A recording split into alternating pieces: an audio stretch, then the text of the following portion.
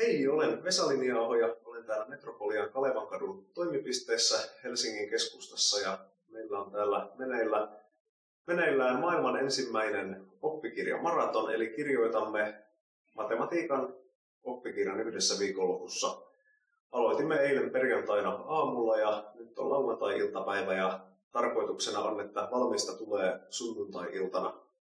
Ja teemme siis lukion pitkän matematiikan ykköskurssin kirjan. Ja meillä oli eilen vähän teknisiä vaikeuksia muun muassa versionhallinnan kanssa. Siinä se oli monelle uusi työkalu ja sitten sen kanssa tuli pikkusen hidasteita, mutta sitten yön aikana tapahtui ihmeitä, että kun aamulla katsoin, että mitä täällä on tapahtunut, niin on tullut todella paljon yön aikana, oli ilmestynyt tekstiä lisää ja sitten myöhemmin selvisi, että 2 maratonaria oli kirjoittanut koko yön. No, he ovat nyt nukkumassa, mutta palaavat toivottavasti ensi yönä taas kirjoittamaan. Ja meillä on tällä hetkellä valmiita sivuja noin 70. Se on A4-kokoa, eli käytännössä pyritään sinne reiluun 100 sivuun. Se on sopiva pituus sillä sivukoolla. Ja nyt tässä vähän jännittää, että mitä tapahtuu illalla ja ensi yönä ja sitten vielä huominen päivä viimeistelyssä.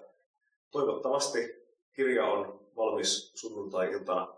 Haastavinta tässä on ehkä tämmöinen pieni tasapainoilu hauskuuden ja tehokkuuden välillä, että periaatteessa jos kaikki vain istuu hiljaa ja sitten yksi jakaa diktaattorina käskyjä, että nyt sinä kirjoitat tuosta, sinä tuosta, niin tästä tulisi valmista hyvinkin nopeasti, mutta se ei olisi ollenkaan hauskaa. Eli siellä on kiva heittää porukassa läppää, mikä tietysti sitten hidastaa itse kirjoittaa. Mutta vaikka se ei olisikaan ihan painokunnossa sunnuntaina ja maanantain välisenä yönä, niin siinä on kuitenkin melkein valmis kirja ja sitten voidaan joukkoisetusti tehdä sen kehittämistä eteenpäin. Eihän se Linuxin ensimmäinenkään versio ollut täydellinen, vaan juttu oli siinä, että joku pisti sen alulle ja sitten sitä on yhteisö parannellut ja nyt se on jo erittäin hyvä.